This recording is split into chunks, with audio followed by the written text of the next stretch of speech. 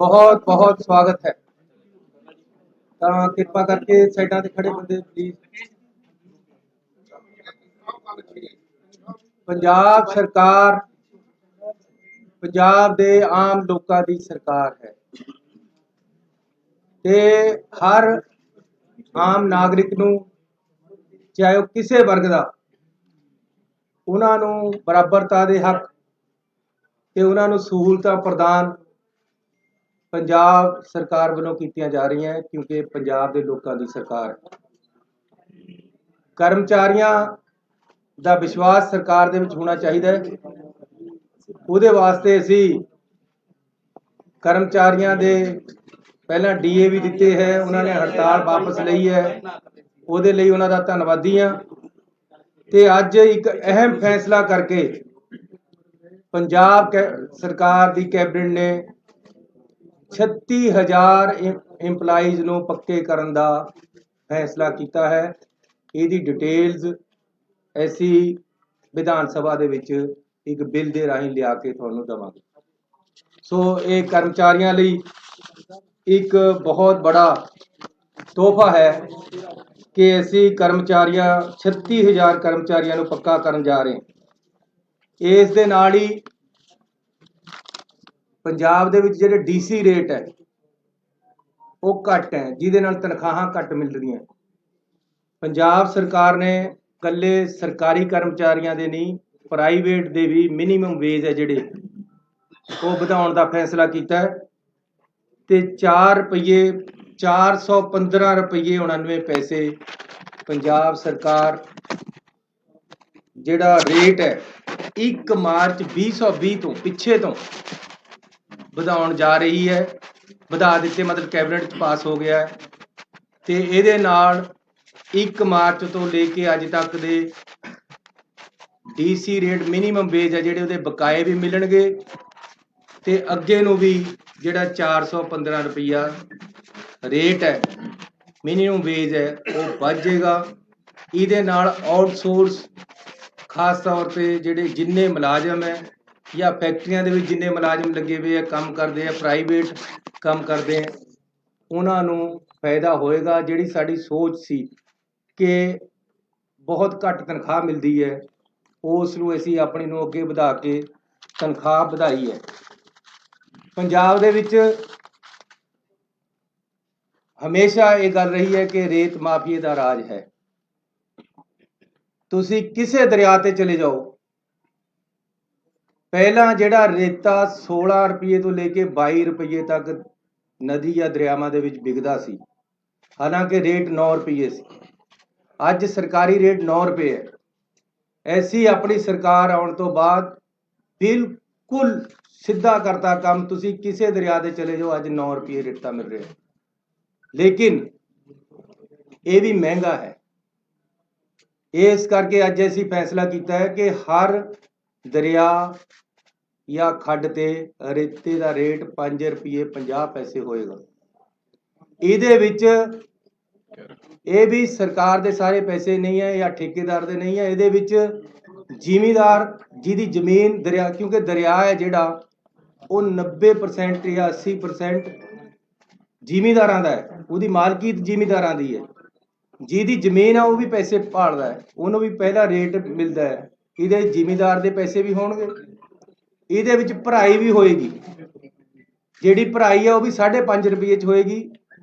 ਜਿਹੜਾ ਠੇਕੇਦਾਰ ਹੈ ਉਹ ਰਸਤਾ ਬਣਾ ਕੇ ਦੇਗਾ, ਗੱਡੀ ਕੋਈ ਫਸ ਗਈ ਉਹਨੂੰ ਕੱਢੇਗਾ, ਸਾਰਾ ਕੰਮ ਉਹਦਾ ਹੋਏਗਾ, ਸਿਸਟਮ ਉਹ ਚਲਾਏਗਾ, ਕੰਡਾ ਉਹ ਲਗਾਏਗਾ, ਭਰਤੀ ਉਹ ਕਰੇਗਾ। ਇਹ ਸਾਰਾ ਕੁਝ ਵਿੱਚੇ ਜ਼ਮੀਨ ਦੇ ਪੈਸੇ, ਵਿੱਚੇ ਭਰਾਈ, ਵਿੱਚੇ ਸਦਾਈ, ਸਾਰਾ ਕੁਝ 5.5 ਰੁਪਏ 'ਚ, ਜਿਹੜਾ 9 ਰੁਪਏ 'ਚ ਪਹਿਲਾਂ ਮਿਲਦਾ ਸੀ। ਸਰਕਾਰੀ ਰੇਟ 9 ਸੀ ਪਰ 16 ਤੋਂ 22 ਰੁਪਏ ਤੱਕ ਪਹਿਲਾਂ ਵਿਕਦਾ ਰਿਹਾ। ਪਹਿਲਾਂ ਮੈਂ ਐਕਸਪੈਰੀਮੈਂਟ ਕੀਤਾ ਕਿ ਕਿਆ ਜੇ ਮੈਂ ਮੁੱਖ ਮੰਤਰੀ ਬਣ ਗਿਆ, ਸਾਡੀ ਸਰਕਾਰ ਨਵੀਂ ਆ ਗਈ, ਕਾਂਗਰਸ ਦੀ ਸਰਕਾਰ ਆਈ ਦੁਬਾਰੇ ਤੋਂ, ਕਿਆ ਮੈਂ ਇਹ ਕਰ ਸਕਦਾ ਕਿ 9 ਰੁਪਏ ਪਰ ਵਿਕੇ। ਇਹ ਮੈਂ ਟੈਸਟ ਕੀਤਾ। ਉਹਦੇ ਵਾਸਤੇ ਸਾਰੇ ਐਸਐਸਪੀ ਡੀਸੀਆਂ ਨੂੰ ਬੁਲਾ ਕੇ ਮੀਟਿੰਗ ਕਰਕੇ ਕਿਹਾ ਕਿ ਜਾਂ ਮੈਂ ਨਹੀਂ ਹੈ ਜਾਂ 9 ਰੁਪਏ ਰੇਤਾ ਨਹੀਂ ਹੈ। ਅੱਜ ਕੋਈ ਪੰਜਾਬ ਦਾ ਬੰਦਾ ਹੱਥ ਖੜਾ ਕਰਕੇ ਕਹਦੇ ਕਿ ਦਰਿਆ ਤੇ 9 ਰੁਪਏ ਨਹੀਂ ਵਿਕਦਾ ਤਾਂ ਮੈਂ ਜ਼ਿੰਮੇਵਾਰ। ਲੇਕਿਨ ਕੱਲ ਤੋਂ 5.5 ਵਿਕੇਗਾ। ਪਹਿਲਾਂ 5-7 ਹਜ਼ਾਰ ਰੁਪਏ ਟਰੱਕ ਸਸਤਾ ਹੋ ਚੁੱਕਿਆ, ਕੱਲ ਨੂੰ ਤੁਸੀਂ ਦੇਖਿਓ ਕਿੱਥੇ ਜਾਣਾ ਹੈ।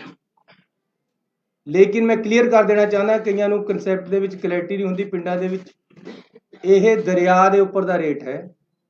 ਉਸ ਤੋਂ ਬਾਅਦ ਟਰਾਂਸਪੋਰਟ ਹੈ ਜਿਹੜੀ, ਉਹਨਾਂ ਨਾਲ ਵੀ ਅਸੀਂ ਗੱਲ ਕਰ ਰਹੇ ਕਿ ਮਿਨੀਮਮ ਟਰਾਂਸਪੋਰਟ ਲੱਗੇ ਤਾਂ ਕਿ ਜਿਹਨੇ ਘਰ ਬਣਾਉਣਾ ਹੈ ਉਹਨੂੰ ਰੇਤਾ ਘੱਟ ਤੇ ਘੱਟ ਰੇਟ ਤੇ ਮਿਲੇ। ਲੇਕਿਨ ਇਹ ਕਿਉਂਕਿ ਠੇਕਾ 31 ਮਾਰਚ ਤੱਕ ਦਿੱਤਾ ਹੋਇਆ ਪਹਿਲਾਂ ਤੋਂ, ਇਹ ਪਾਲਿਸੀ ਸਾਨੂੰ ਬਹੁਤ ਹੀ ਪਸੰਦ ਨਹੀਂ ਆ ਰਹੀ, ਪਰ ਸਾਨੂੰ ਕੋਰਟਾਂ ਕਚਹਿਰੀਆਂ ਤੋਂ ਬਚਣ ਲਈ ਫਿਲਹਾਲ ਅਸੀਂ ਇਹਨੂੰ ਬਹੁਤ ਘੱਟ ਕਰਤੇ ਲਿਆਏ ਹਾਂ। ਅਲਟੀਮੇਟਲੀ ਅਸੀਂ ਆਪਣਾ ਜਦ ਅਗਲਾ ਵਿਜ਼ਨ ਦੇਵਾਂਗੇ ਉਹਦੇ 'ਚ ਅਸੀਂ ਦੱਸਾਂਗੇ ਅਸੀਂ ਕਿਸ ਤਰ੍ਹਾਂ, ਉਹਦੇ ਸਾਡੀ ਪਾਰਟੀ ਡਿਸਾਈਡ ਕਰੇਗੀ ਕਿਸ ਤਰ੍ਹਾਂ ਅਸੀਂ ਅੱਗੇ ਨੂੰ ਰੇਤਾ ਵੇਚਣਾ ਤੇ ਕਿਸ ਤਰ੍ਹਾਂ ਕਰਨਾ ਹੈ। ਲੇਕਿਨ ਅੱਜ ਬਹੁਤ ਸਸਤਾ ਰੇਟ ਅਸੀਂ ਜਿਹਦੇ 'ਚ ਭਰਾਈ ਵੀ ਹੈ, ਜਿਹਦੇ ਜ਼ਿਮੀਂਦਾਰ ਦੇ ਪੈਸੇ ਵੀ ਹੈ, ਜਿਹਦੇ ਸਧਾਈ ਵੀ ਹੈ, ਦਰਿਆ 'ਚੋਂ ਬਾਹਰ ਵੀ ਕੱਢਣਾ, ਉਹ ਅਸੀਂ ਰੇਟ 5.5 ਰੁਪਏ ਕਰਤਾ, ਜਿਹੜਾ ਕਿ 4 ਗੁਣਾ ਘੱਟ ਹੋਇਆ ਹੈ ਸਾਡੀ ਉਹ ਪਿਛਲੀ ਸਰਕਾਰ ਤੇ ਪਿਛਲੀ ਬਾਦਲਾਂ ਦੀ ਸਰਕਾਰਾਂ ਨਾਲੋਂ ਤਾਂ ਸ਼ਾਇਦ ਇਹ 6 ਗੁਣਾ ਘੱਟ ਹੋ ਗਏ।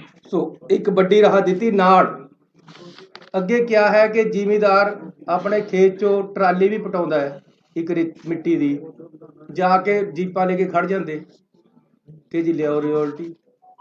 ਕਿਸੇ ਨੇ ਭਰਤ ਪਾਉਣਾ ਹੈ ਉਸ ਨੂੰ ਤੰਗ ਕਰਦੇ ਹੈ।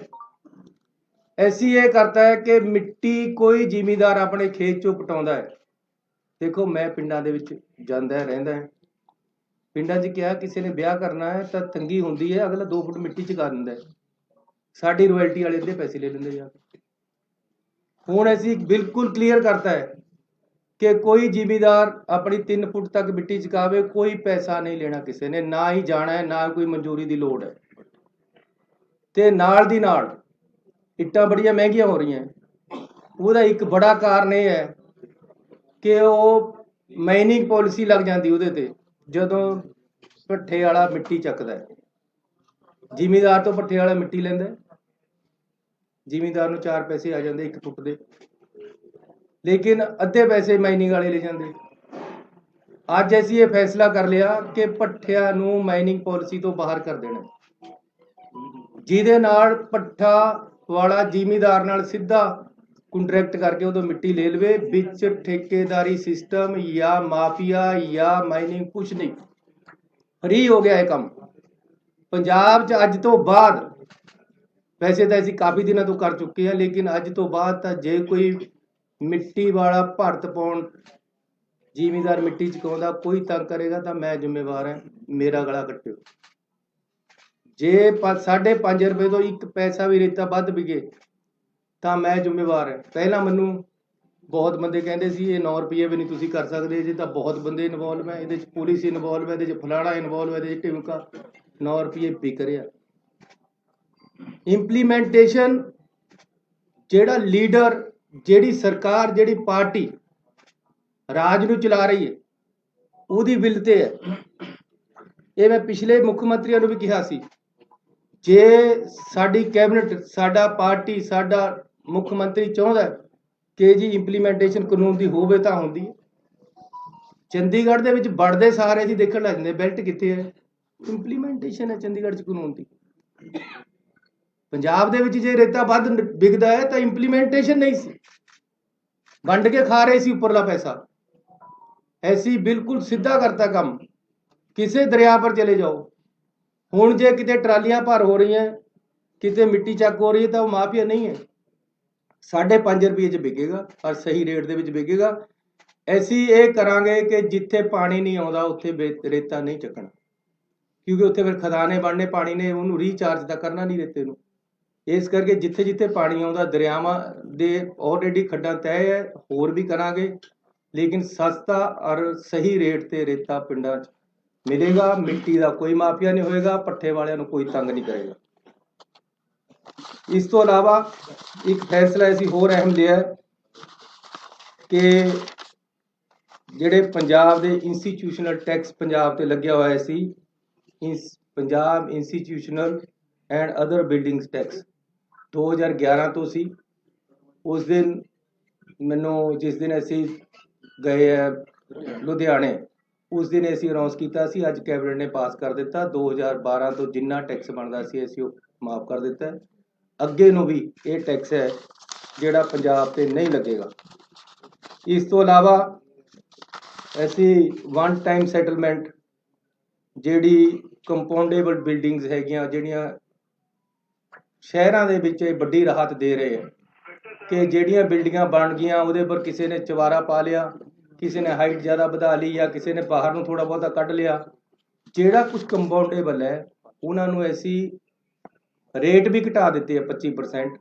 ਉਹਨਾਂ ਨੂੰ ਦੁਬਾਰੇ ਲੀਗਲਾਈਜ਼ ਕਰਨ ਦਾ ਇੱਕ ਵਨ ਟਾਈਮ ਪਾਲਿਸੀ ਲੈ ਕੇ ਆਏ ਹੈ, ਜਿਹੜੀ ਕਿ ਕੱਲ ਤੋਂ ਚਾਲੂ ਹੋ ਜਾਏਗੀ। ਇਸ ਦੇ ਨਾਲ ਇਹ ਸਾਡੇ ਅੱਜ ਦੇ ਐਲਾਨ ਹੈ ਜਿਹੜੇ ਕਿ ਅਸੀਂ ਵੱਡੀ ਰਾਹਤ ਪੰਜਾਬ ਦੇ ਲੋਕਾਂ ਨੂੰ ਦਿੱਤੀ ਹੈ। ਸਾਡੇ ਐਡਵੋਕੇਟ ਜਨਰਲ ਸਾਹਿਬ ਨੇ, ਤੁਹਾਨੂੰ ਤੁਸੀਂ ਜਾਣਦੇ ਹੋ, ਕਾਫੀ ਦਿਨਾਂ ਤੋਂ ਅਸਤੀਫਾ ਦਿੱਤਾ ਹੋਇਆ ਸੀ। ਅੱਜ ਕੈਬਨਿਟ ਨੇ ਉਹਨੂੰ ਮਨਜ਼ੂਰ ਕਰ ਲਿਆ। ਗਵਰਨਰ ਸਾਹਿਬ ਕੋਲ ਭੇਜਾਂਗੇ, ਜਦੋਂ ਅੱਜ ਹੀ ਸ਼ਾਇਦ ਪਾਸ ਹੋ ਜਾਏਗਾ, ਕੱਲ੍ਹ ਨੂੰ ਅਸੀਂ ਨਵਾਂ ਐਡਵੋਕੇਟ ਜਨਰਲ ਲਗਾਵਾਂਗੇ। ਇਸ ਤੋਂ ਇਲਾਵਾ DGP ਦੀ ਜਿਹੜੀ ਪੋਸਟਿੰਗ ਹੈ, ਜਿੰਨੇ 30 ਸਾਲ ਤੋਂ ਉੱਪਰ ਦੇ, ਇਹ ਕਾਨੂੰਨ ਹੈ, ਜਿਨ੍ਹਾਂ ਦੀ 30 ਸਾਲ ਨੌਕਰੀ ਹੋ ਗਈ ਹੈ ਉਹਨਾਂ ਦਾ ਅਸੀਂ ਆਲਰੇਡੀ ਭੇਜ ਚੁੱਕੇ ਸਾਰਿਆਂ ਦੇ ਨਾਮ। ਸਾਤੋਂ ਸਾਰਿਆਂ ਦੇ ਨਾਮ ਮੰਗੇ ਗਏ ਹੈ। ਉਹਨਾਂ ਵਿੱਚੋਂ ਇੱਕ ਪੈਨਲ ਬਣਾ ਕੇ ਕੇਂਦਰ ਸਰਕਾਰ ਭੇਜੇਗੀ। ਉਹ ਪੈਨਲ ਵਿੱਚੋਂ ਅਸੀਂ DGP ਨਵਾਂ ਲਗਾਵਾਂਗੇ। ਜਿਹੜਾ ਪੈਨਲ ਆਏਗਾ ਇਹ ਪਹਿਲਾਂ ਤੋਂ ਇੱਕ ਪ੍ਰਿੰਸੀਪਲੀ ਕਲੀਅਰ ਹੋਇਆ। ਸੋ ਮੈਂ ਤੁਹਾਡਾ ਧੰਨਵਾਦੀ ਹਾਂ ਕਿ ਤੁਸੀਂ ਅੱਜ ਇੱਥੇ ਆਏ ਹੋ। ਪੰਜਾਬ ਦੇ ਵੱਡੇ ਐਲਾਨ ਹੋਏ ਹੈ। ਪਰਸੋਂ ਨੂੰ ਸਾਡਾ ਵਿਧਾਨ ਸਭਾ ਦਾ ਸੈਸ਼ਨ ਹੈ, ਉਹਦੇ ਵਿੱਚ ਅਸੀਂ ਬਿਜਲੀ ਸਮਝੌਤਿਆਂ ਬਾਰੇ ਬਿੱਲ ਲੈ ਕੇ ਆਵਾਂਗੇ। ਕਿਸਾਨਾਂ ਬਾਰੇ ਜਿਹੜੇ ਕਾਲੇ ਕਾਨੂੰਨ ਬਣੇ ਹੈ ਉਹਦੇ ਬਾਰੇ ਵਿੱਚ ਰੈਜੂਲੇਸ਼ਨ ਤੇ ਕੁਝ ਬਿੱਲ ਆਉਣਗੇ। ਇਸ ਦੇ ਨਾਲ ਹੀ ਜਿਹੜਾ 50 ਕਿਲੋਮੀਟਰ ਅੰਦਰ BSF ਆਉਣ ਦਾ ਫੈਸਲਾ ਹੈ ਉਹਦੇ ਬਾਰੇ ਵਿੱਚ ਵੀ ਅਸੀਂ ਇਹ ਵਿਧਾਨ ਸਭਾ ਦੇ ਵਿੱਚ ਇਹ ਮਸਲਾ ਰੱਖਾਂਗੇ ਤੇ ਇਹਦੇ ਬਾਰੇ ਰੈਜੂਲੇਸ਼ਨ ਲੈ ਕੇ ਆਵਾਂਗੇ। ਸੋ ਮੈਂ ਧੰਨਵਾਦੀ ਹਾਂ ਆਪਣੇ ਮੰਤਰੀ ਸਾਹਿਬਾਨ ਦਾ। ਸਾਡੀ ਪਾਰਟੀ ਦੇ ਪ੍ਰਧਾਨ ਸਾਹਿਬ ਵੀ ਸਾਡੇ ਵਿਚਕਾਰ ਆਏ ਹੈ, ਉਹਨਾਂ ਦਾ ਵੀ ਮੈਂ ਸਵਾਗਤ ਵੀ ਕਰਦਾ, ਉਹਨਾਂ ਦਾ ਧੰਨਵਾਦ ਵੀ ਕਰਦਾ। ਤੇ ਹੁਣ ਮੈਂ ਪ੍ਰਧਾਨ ਜੀ ਨੂੰ ਬੇਨਤੀ ਕਰਾਂਗਾ।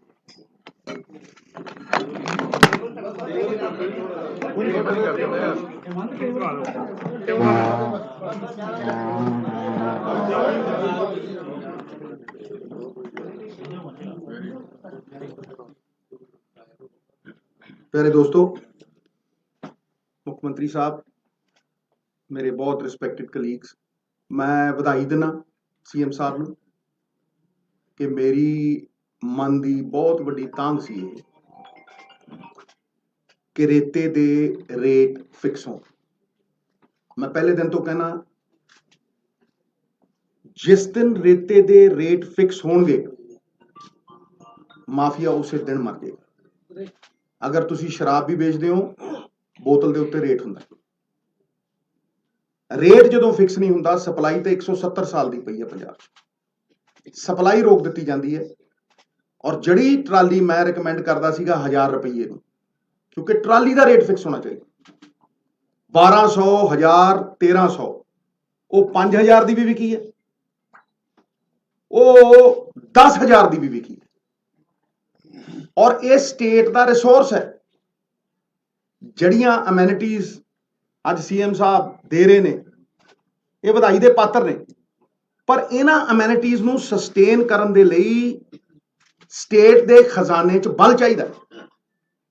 ਇਹ ਤਾਂ ਹੀ ਸਸਟੇਨ ਹੋਣਗੀਆਂ। ਔਰ ਉਹ ਸਸਟੇਨ ਕਰਨ ਦੇ ਲਈ ਮੈਂ ਤੁਹਾਨੂੰ ਅੱਜ ਦਾਅਵੇ ਨਾਲ ਕਹਿਣਾ ਕਿ ਐਜੂਕੇਸ਼ਨ ਦੇ ਜਿੰਨੇ ਧਰਨੇ ਲੱਗ ਰਹੇ ਆ, ਅਗਰ ਸਰਪਲਸ 2000 ਕਰੋੜ ਰੁਪਇਆ 1500 ਕਰੋੜ ਵੀ ਹੋਵੇ, ਇੱਕ ਧਰਨਾ ਨਹੀਂ ਲੱਗੂਗਾ। ਜਾਓ ਪੁੱਛ ਲਓ। ਇਸ ਕਰਕੇ ਇਹ ਜਿਹੜੀ ਫਾਈਨੈਂਸ਼ੀਅਲ ਸਟੈਬਿਲਿਟੀ ਹੈ, ਇਹਦੇ ਲਈ ਚਾਹੇ ਸ਼ਰਾਬ ਦੀ ਪਾਲਿਸੀ ਹੋਵੇ, ਚਾਹੇ ਰੇਤੇ ਦੀ ਪਾਲਿਸੀ ਹੋਵੇ, ਇਹ ਬਹੁਤ ਜ਼ਰੂਰੀ ਹੈ। ਔਰ ਅੱਜ CM ਨੇ ਪਹਿਲੀ ਪੌੜੀ ਚੜੀ, ਇੱਕ ਐਸਾ ਇਤਿਹਾਸ ਰਚਿਆ ਕਿ ਪਹਿਲੀ ਵਾਰ ਅੱਜ ਇਹ ਹੋਇਆ ਕਿ ਜੀ ਰੇਤੇ ਦਾ ਰੇਟ ਫਿਕਸ ਹੋਊਗਾ। ਹਾਲਾਂकि मैं इनू बहुत अगे ले जाना चाहना, स्टॉकयार्ड बनाना चाहना। और एक गल सारी दुनिया समझे, मैं डंके की चोट ते कहना, मेरा बहुत अध्ययन है ये उत्ते, क्योंकि मैं जानदा कि पंजाब की सर्वाइवल ये जुड़ी हुई है। वो की है कि there is nothing called the sand mafia, it is the transport mafia. रेता बुक्कड़ च नहीं कोई ले जा सकता, रेता ट्रकों च जाता है। और अगर स्टॉक यार्ड चों सरकारी ट्रकों दे विच जाएगा ते वो सरकारी ट्रक दा रंग होएगा। ये नहीं है भी छोटी जी सड़क के उत्ते जिहड़ा मर्जी टिप्पर दड़ाता, ते फिर उहदी चैकिंग हो सकती है। रेट, वेट ते डेट 2015 दे विच नोटिफिकेशन हुई अकाली सरकार च कि जिहड़े ट्रक ते डेट, रेट और वेट नहीं है उन्होंने इंपाउंड किया जाए। 7 साल दसो कितने ट्रक इंपाउंड होया? दसो, एक होया होवे तो दसे। बाहरों ट्रक आउंदा, पठानकोट तो ट्रक आउंदा, गुंडा टैक्स लिता जाता उन्होंने तो 5000, किसी तो 7000, अगला 25000 26000 का ट्रक लेके आउंदा बाहरों, ते इत्थे 15000 का वेचदा है। ठीक है, वो फिर प्रॉफिट चाहता है, तो क्यों ना वो 7000 GST के रूप में असीं एक्सैप्ट करिए बई, ते 300 करोड़ रुपया साल क्यों ना लवीए। इसे तरह जिस तरह मैं रेते की गल कर रहा, जिदन रेते के रेट फिक्स हो गए 170 साल का, तुहानूं मैं उदाहरण दे रहा, चेक करो। अकाली सरकार ने एक साल दे विच लगातार 10 साल चोरी की इंतहा देखो, लगातार 10 साल, हर साल एवरी ईयर 40 करोड़ रुपया जमा कराया एक साल का, ते तेलंगाना एक हफ्ते 47 करोड़ रुपया कमाता एक दरिया तो। लो जिथे मर्जी बहा, ये की है? ये चोरी नहीं है, ये चोरी तो बहुत अगे वाली चीज है। 2400 करोड़ रुपया तेलंगाना ने 2014 चों वो अड हुंदे ने आंध्र प्रदेश तो, ते पहले 3.5 सालों के 2400 करोड़ रुपया कमाते हैं, ते अकाली सरकार 10 सालों के 400 करोड़ रुपया जमा कराती है। 4 दरिया, 1300 किलोमीटर दरिया, ते 40 करोड़ रुपया साल, ते तेलंगाना 300 किलोमीटर दरिया, ते 47 करोड़ रुपया हफ्ते का। कोई मेल है? ये स्टेट के रिसोर्सेज ने साहब, ये स्टेट के रिसोर्सेज ने, ये जब तक खजाने च नहीं आउणगे, और मैं विश्वास दवाउणा तुहानूं कि इसे सहयोग के नाल एक एक पॉलिसी नाल बैठ के अपने कुलीग्स के सहयोग के नाल 500 वायदे नहीं होने। ऐतकी एक रोड मैप होएगा, छोटा रोड मैप होएगा, और वादियां नूं कटेल करके उन्ने ही रखांगे जिहड़े विश्वास के पात्र होण। नवजोत सिंह सिद्धू अगर सत्ता हंडाउणी हुंदी, कुर्सियां ही हंडाउणियां हुंदियां, ते पंजाब खातर ना लड़दा। फिर जिहड़ी मेरी लड़ाई है वो कोई निजी लड़ाई नहीं, ये रेते की लड़ाई भी मेरी कोई निजी लड़ाई नहीं। अज माहौल बदलिया, एक बदलाव की परिस्थिति है, लेकिन इनू पक्के पैर अगर सस्टेन करना असी 5 साल, तो इन्हां रिसोर्सिस नूं सानू यूटिलाइज करना पएगा। और आने वाला समा साडा चोखा ही चोखा। इस गल दे उत्ते मैं पहरा दिंदा रहूंगा, और मेरा पार्टी वालों ये जो इन्होंने कहा है कल कैबिनेट दे विच अगर डिसीजन हुंदे है, मेरा पार्टी वालों 110% सहयोग, नाले चीफ मिनिस्टर नूं, नाले सारिआं नूं, इहदे च कोई शक नहीं। बहुत बहुत धन्यवाद जी सर। हाँ जी, हाँ बोलो बोलो बोलो बोलो बोलो, जुग जुग जियो मेरे प्यारे, बोलो।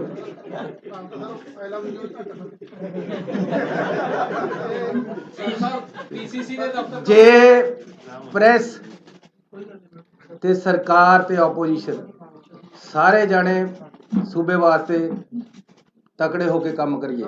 तुसी चौथा पिलर हो, थोड़े सहयोग और थोड़िया जी आलोचनावां दोनों चाहिए, क्योंकि तुसी आलोचना नहीं करोगे मैनू समझ नहीं आएगी कि मैं कितने गलत है। ਮੈਂ ਆਲੋਚਨਾ ਨੂੰ ਹਮੇਸ਼ਾ ਵੈਲਕਮ ਕਰਦਾ। ਇਹ ਠੀਕ ਹੈ ਕਿ ਸਾਡੇ ਕੰਮ ਦੇ ਵਿੱਚ ਆਲੋਚਨਾ ਹੈ ਨਹੀਂ ਹੋ ਰਹੀ। ਇਹ ਗੱਲ ਜ਼ਰੂਰ ਹੈ ਜੀ, ਤੁਹਾਡੇ ਕੋਲ ਸਮਾਂ ਬੜਾ ਘੱਟ ਹੈ। ਸਿੱਧੂ ਸਾਹਿਬ ਵੀ ਬੜਾ ਕਹਿੰਦੇ ਕਦੀ ਲੱਗਦਾ ਆਪੋਜੀਸ਼ਨ ਦਾ ਰੋਲ ਨਿਭਾ ਰਹੇ, ਕਦੀ ਕਰਨਾ ਚਾਹੀਦਾ। ਪਾਰਟੀ ਸੁਪਰੀਮ ਹੈ, ਬਿਲਕੁਲ ਸਰ। ਪਾਰਟੀ ਦੀਆਂ ਆਈਡੀਓਲੋਜੀ ਨੂੰ ਅਸੀਂ ਇੰਪਲੀਮੈਂਟ ਕਰਨਾ and we are here to implement their ideologies. ਨਿੱਜੀ ਕੋਈ ਹੈ ਨਹੀਂ ਉਹਨਾਂ ਨੇ ਸਰਕਾਰੀ। ਸਰ ਇੱਕ ਤਾਂ ਜਿਹੜੀ ਮਾਫੀਆ ਦੀ ਗੱਲ ਚੱਲਦੀ ਪਈ ਹੈ, ਮੈਂ ਫਿਰ ਨਾਮ ਵੀ ਲੈ ਦਿੰਦਾ ਕਿ ਰੋਪੜ ਦੇ ਵਿੱਚ ਸਰ ਕਈ ਖੱਡਾਂ ਇਦਾਂ ਕੋਈ ਰੋਪੜ ਦੇ ਵਿੱਚ ਆ, ਬਾਕੀ ਹੈ ਜਿਹੜੀ ਲੀਗਲਾਈਜ਼ ਖੱਡ ਹੈ ਉਹ ਚੱਲਦੀ ਨਹੀਂ ਹੈ। ਜਿਹੜੇ ਪੋਲੀਟੀਸ਼ੀਅਨ ਹੈ ਜਾਂ ਸਾਡੇ ਸਪੋਕਰ ਜਿਹੜੇ ਸਾਡੇ ਕੋਈ ਲੀਡਰਸ ਨੇ ਉਹਨਾਂ ਦੀ ਸ਼ਹਿਰ ਨਾਲ ਚੱਲਦੀ ਹੈ। ਜਿਹੜੀ ਲੀਡਰ ਜਿਵੇਂ ਆਮ ਰੋਪੜ ਦੇ ਵਿੱਚ ਇੱਕ ਟੌਪ ਲੀਡਰ ਤੁਹਾਡੇ ਸੱਤਾਰੂਰ ਦੇ ਵਿੱਚ ਨਾਮ ਵੱਜਦਾ ਹੈ, ਉਹ ਸਰ ਕੀ ਜਿਹੜੀਆਂ ਲੀਗਲਾਈਜ਼ ਜਿਹੜੀਆਂ ਰੁਕੀਆਂ ਹੋਈਆਂ ਇਲੀਗਲ ਚੱਲਦੀਆਂ ਪਈਆਂ ਨੇ, ਉਹ ਉਹਦੇ ਵਾਸਤੇ ਕੋਈ ਮੈਕੈਨਿਜ਼ਮ ਕੋਈ ਸਰ ਤੁਸੀਂ ਮੈਨੂੰ ਦੱਸੋ 9 ਰੁਪਏ ਤੇ ਘੱਟ ਜੇ ਇੱਕ ਵੀ ਇਲੀਗਲ ਚੱਲਣ ਨਹੀਂ ਦਵਾਂਗਾ। ਨੰਬਰ 1 ਹੁਣ 5.5 ਤੋਂ 1 ਪੈਸਾ ਵੱਧ ਨਹੀਂ ਵਿਗੜ ਦਵਾਂਗਾ। ਜਾਂ ਪੈਸਾ ਸਰਕਾਰ ਨੂੰ ਆਏਗਾ ਜਾਂ ਲੋਕਾਂ ਨੂੰ ਜਾਏਗਾ, ਇਹਦੇ ਵਿੱਚ ਕਿਤੇ ਨਹੀਂ। ਤੁਸੀਂ ਇਹਨਾਂ ਨੇ ਉਹਨੇ ਟਰਾਲੀ ਦੀ ਗੱਲ ਕਰੀ ਹੈ, ਜਿਹੜਾ ਮੈਂ ਅੱਜ ਰੇਟ ਦਿੱਤਾ ਮੇਰੀ ਆਪਣੀ ਸਰਕਾਰ ਨੇ, ਸਾਡੀ ਪਾਰਟੀ ਦੀ ਸਰਕਾਰ ਨੇ 5.5 ਰੁਪਏ, ਉਹਦੇ ਨਾਲ 800 ਰੁਪਏ ਦੀ ਟਰਾਲੀ ਭਰਦੀ। ਅੱਜ ਤੱਕ ਕਦੇ ਸੁਣਿਆ 800 ਰੁਪਏ ਦੀ ਟਰਾਲੀ ਭਰ ਜਾਏਗੀ ਰੇਤੇ ਦੀ? ਔਰ ਇਹਦੇ ਵਿੱਚ ਭਰਾਈ ਵੀ ਹੈ, ਇਹਦੇ ਵਿੱਚ ਚੁਕਾਈ ਵੀ ਹੈ, ਇਹਦੇ ਵਿੱਚ ਠੇਕੇਦਾਰ ਜ਼ਿਮੀਦਾਰ ਦੇ ਪੈਸੇ ਵੀ ਹੈ। ਅਗਲਾ ਆਵੇ, ਮੈਂ ਕਹਿੰਦਾ ਜੀ ਤੁਸੀਂ ਇਹ ਦਰਿਆ ਦਾ ਰੇਟ ਹੈ, ਕੋਈ ਬੰਦਾ ਆਪਣੀ ਟਰਾਲੀ ਲਿਆ ਕੇ ਭਰਾ ਲਵੇ, ਕੋਈ ਆਪਣਾ ਟਰੱਕ ਲਿਆ ਕੇ ਭਰਾ ਲਵੇ। ਟਰਾਂਸਪੋਰਟ ਜੇ ਜ਼ਿਆਦਾ ਪੈਸੇ ਲੈਂਦਾ ਆਪਣਾ ਟਰੱਕ ਕਰਕੇ ਲਿਆਓ, ਅਸੀਂ ਤਾਂ ਤੁਹਾਨੂੰ ਭਰ ਕੇ ਦੇਣਾ, ਭਰ ਕੇ ਵੀ ਦੇਵਾਂਗੇ।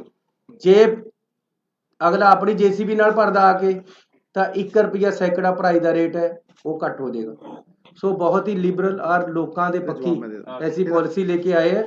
ਲੇਕਿਨ ਫਿਰ ਮੈਂ ਕਹਿੰਦਾ ਕਿ ਸਾਡੀ ਪਾਰਟੀ ਦਾ ਵਿਜ਼ਨ ਹੈ ਜਿਹੜਾ ਉਹ ਆਉਣ ਵਾਲੇ ਸਮੇਂ 'ਚ ਅਸੀਂ ਲਾਗੂ ਕਰਾਂਗੇ ਔਰ ਨਵੀਂ ਪਾਲਿਸੀ ਜਿਹੜੀ ਅਸੀਂ ਇੱਕ ਵਿਜ਼ਨ ਦੇਵਾਂਗੇ ਤੇ ਕੋਈ ਖੱਡ ਐਸੀ ਇਲੀਗਲ ਚੱਲਣ ਨਹੀਂ ਦੇਵਾਂਗੇ। ਠੀਕ ਹੈ, ਪਿਛਲੇ ਸਮੇਂ 'ਚ ਜਿਹੜਾ ਕੁਝ ਹੋਇਆ ਤੁਹਾਨੂੰ ਵੀ ਪਤਾ ਹੈ, ਕੌਣ ਮਜੀਠੀਆ ਸੀ, ਕੌਣ ਸੀ, ਕਿੱਥੇ ਕਿੱਥੇ ਕਿਸ ਤਰ੍ਹਾਂ ਚੱਲਦਾ ਰਿਹਾ। ਇਹੀ ਇੱਥੇ ਸੁਖਵੀਰ ਸੀਗਾ, ਇਹੀ ਕੁਝ ਇੱਥੇ ਹੋਇਆ।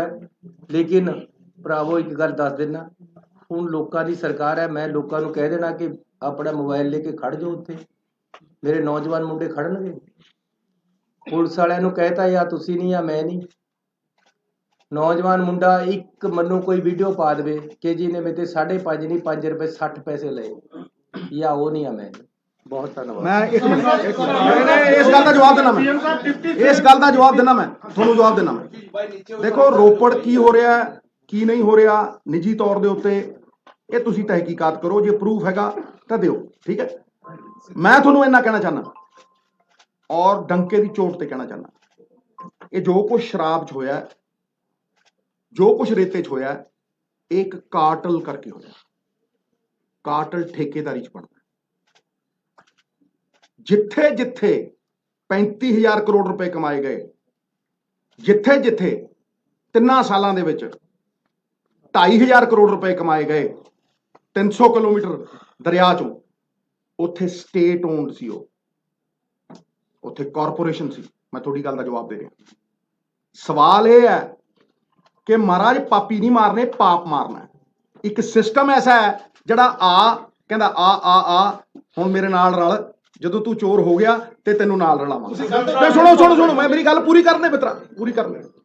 ਸਿਸਟਮ ਜਦੋਂ ਉਹ ਹੋਇਆ ਸਟੇਟ ਓਨਡ, ਚਾਹੇ ਸ਼ਰਾਬ ਹੋਵੇ ਤੇ ਚਾਹੇ ਰੇਤਾ ਹੋਵੇ, ਕਿਸੇ ਦਾ ਵਸ ਹੀ ਨਹੀਂ ਚੱਲਣਾ, ਕਿਉਂਕਿ ਉਹ ਸੂਬੇ ਦਾ। ਫਿਰ ਸ਼ਰਾਬ ਦੀ ਬੋਤਲ ਵੀ ਜੇ ਅੱਧਾ ਕਿਲੋਮੀਟਰ ਤੁਰੀ ਤੇ ਪਤਾ ਲੱਗੂ, ਉੱਤੇ ਚਿੱਪ ਲੱਗੀ ਹੋਊ। ਇਹ ਨਹੀਂ ਹੈ ਵੀ ਰਾਤ ਨੂੰ ਕਦੇ ਕਿੱਧਰ ਨੂੰ ਚਲੀ ਗਈ ਤੇ ਕਦੇ ਕਿੱਧਰ ਨੂੰ ਚਲੀ ਗਈ ਤੇ ਕਦੇ ਕਿਹਦੇ ਦਾ ਤੇ ਕਦੇ ਕਿਸੇ ਦਾ।